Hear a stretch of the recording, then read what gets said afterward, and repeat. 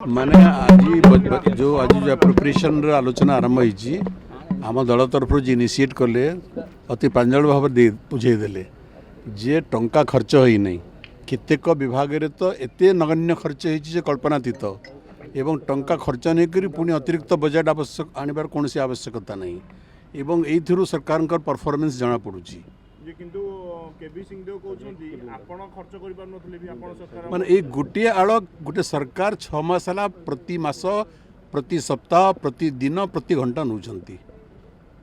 जदि आमे किछि करि पारि नथलु लोक तांको भोट दिजे करि देखंतु से एटा गोटे कोन जवाब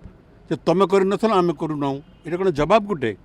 लोके तुमको भोट देइछंती सरकार को आनिछंती यू परफॉर्म तो तुम्हें परफॉर्म न करी अन्य आड़ को अंगुली कौन निर्देश करूछ you perform people expect from you.